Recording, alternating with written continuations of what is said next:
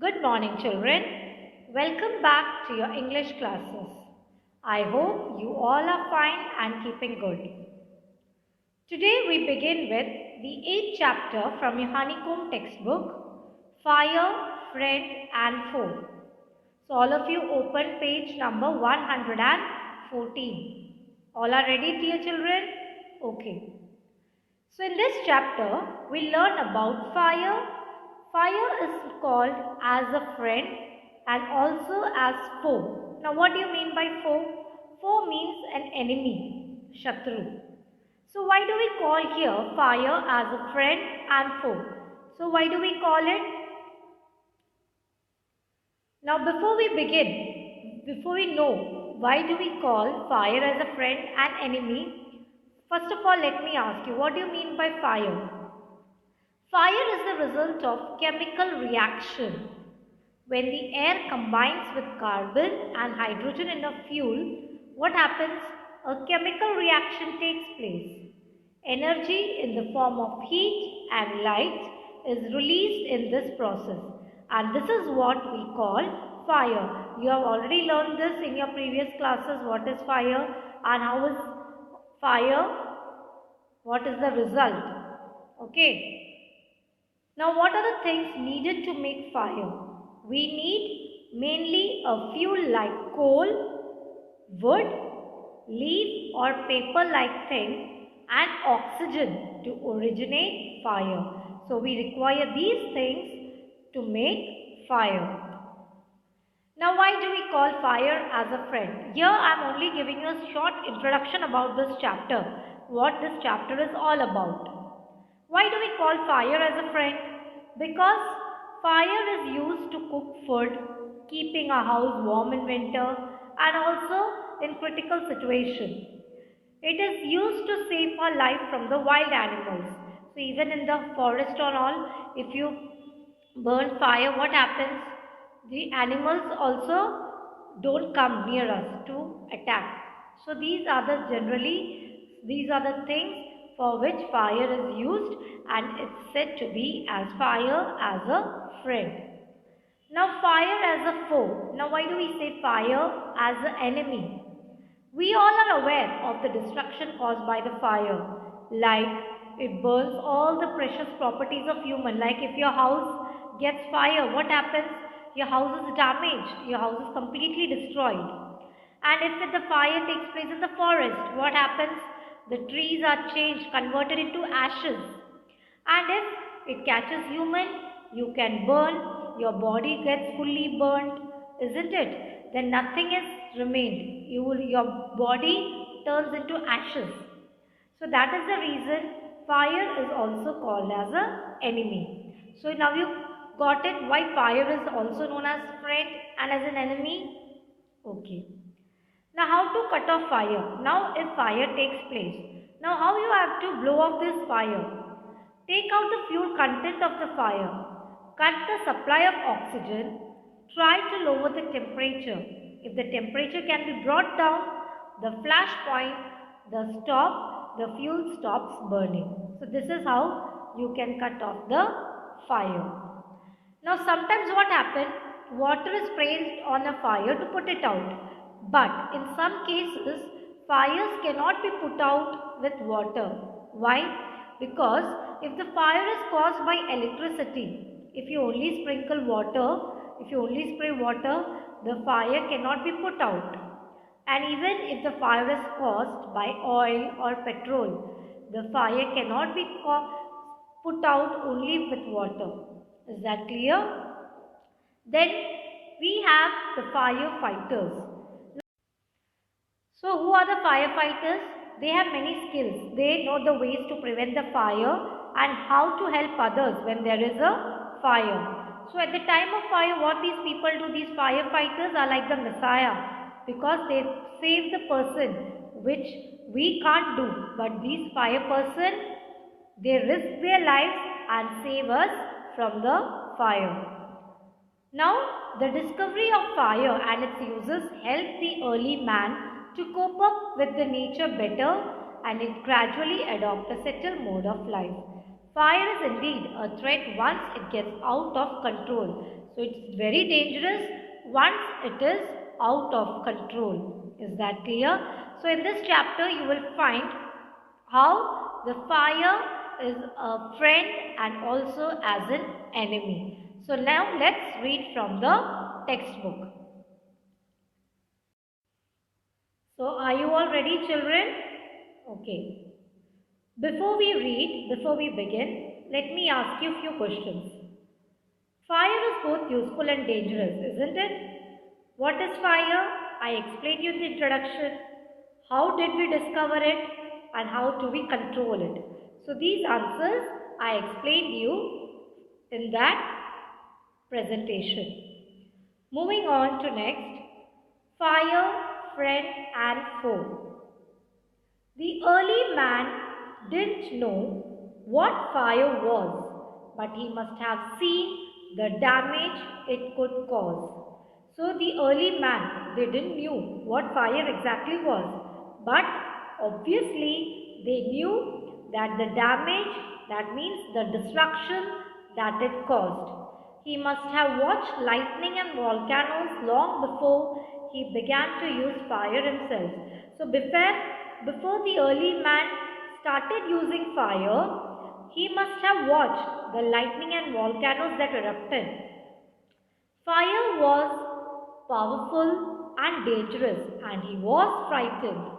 So he knew that this fire was very powerful and dangerous thing, and because of that man was frightened of fire. Frightened means afraid. Fire may have puzzled early man, but we know that fire is the result of a chemical reaction.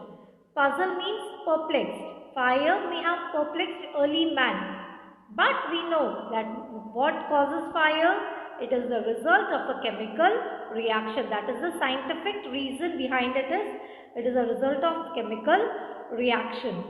When the oxygen in the air combines with carbon and hydrogen in a fuel, what happens? A chemical reaction takes place.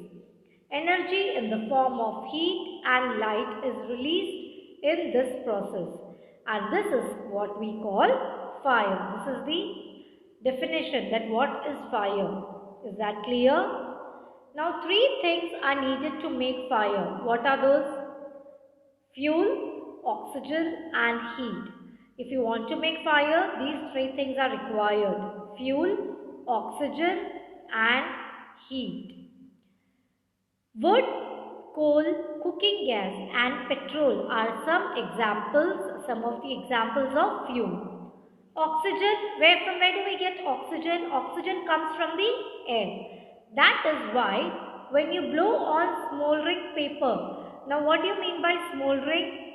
Smoldering means burning slowly.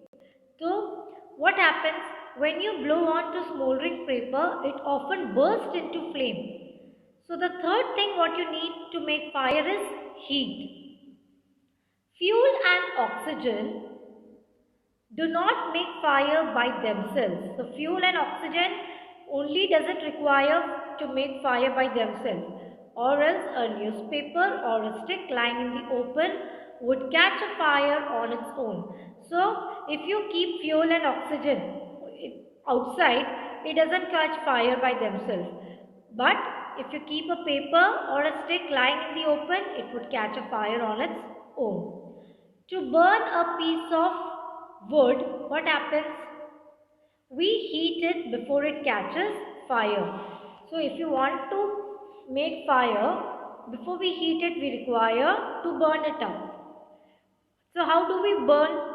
We generally do it with a lighted matchstick. Every fuel has a particular temperature at which it begins to burn. So every fuel, you all have studied in science that every fuel it requires a particular temperature to burn. This temperature is called the flash point or the kindling temperature of the fuel. That means the burning point of temperature, जो ताप होता है, उसे कहते हैं flash point.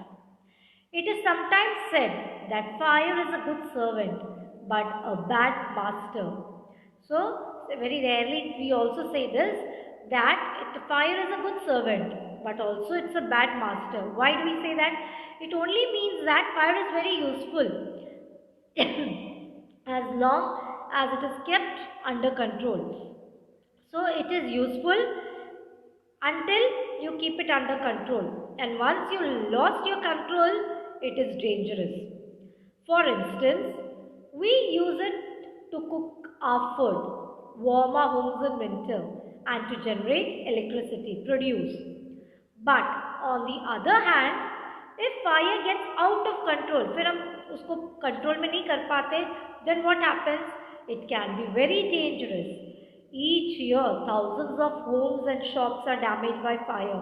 आप news में हमेशा सुनते होंगे कि due to electricity problem, short circuit electricity हो गया होगा, so it damage हो जाता है. The shops and homes are caused fire.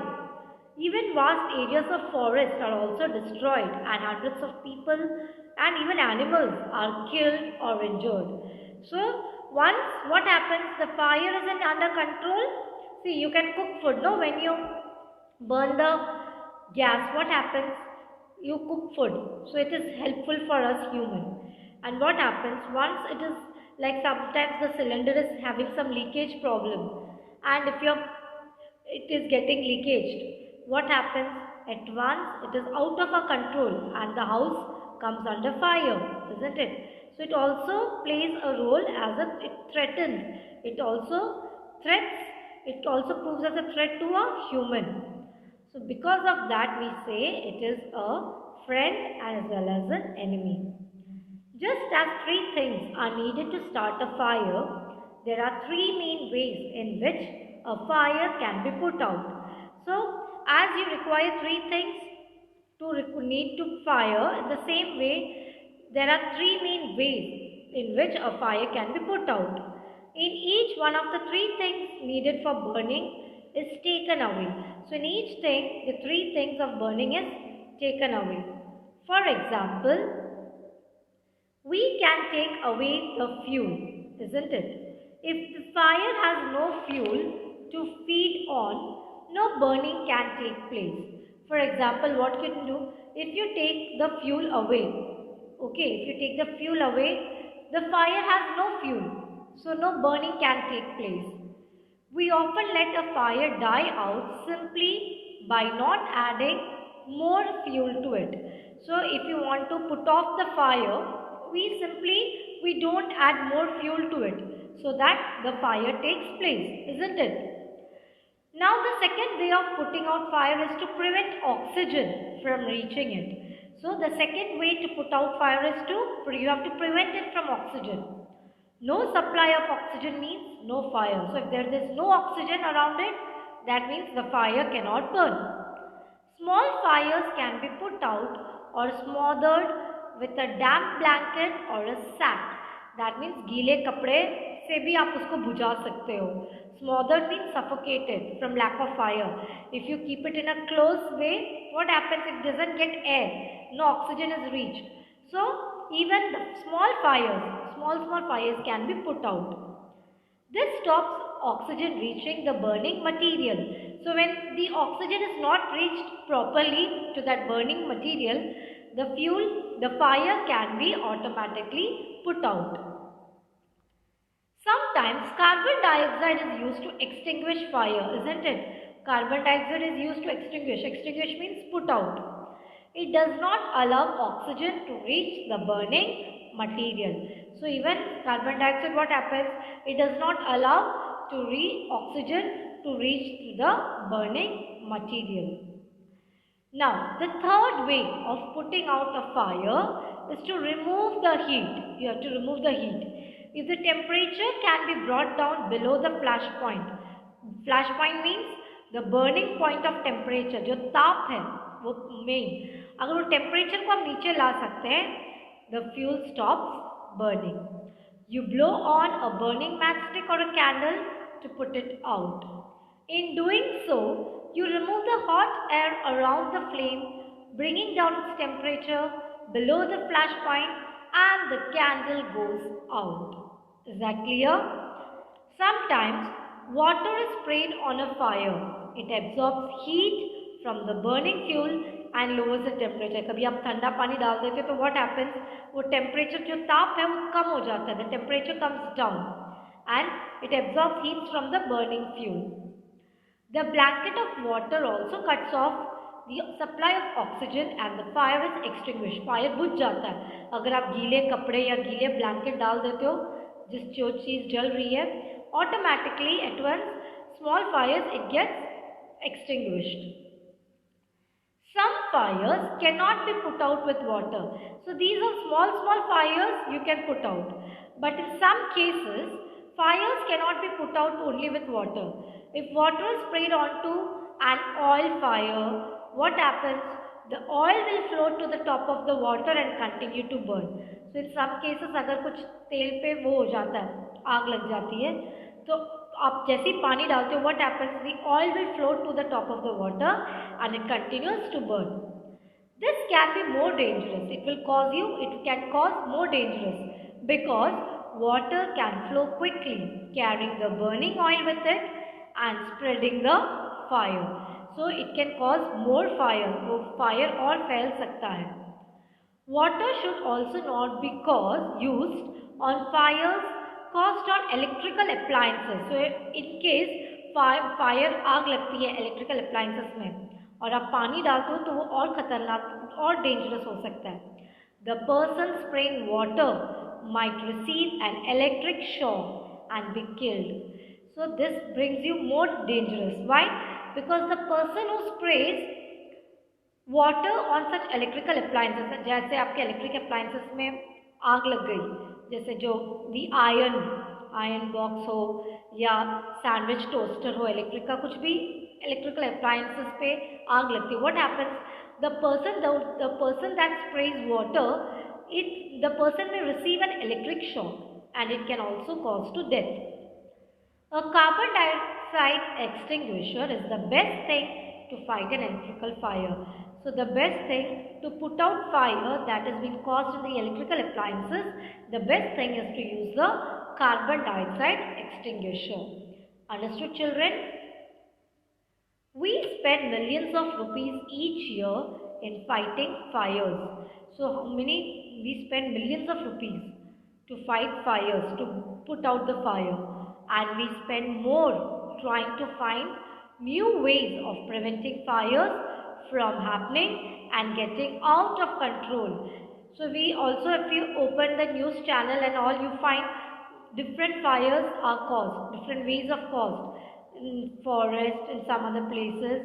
So we also spend money to find out the different new ways to prevent fire. On the whole, we have learned rather well to control fire and put it to good use in our everyday life. So we have also learned new measures to use to control fire and how to use it practically in our day-to-day life. Long ago, there were no firemen, isn't it? पहले ज़मानों में there were no firemen.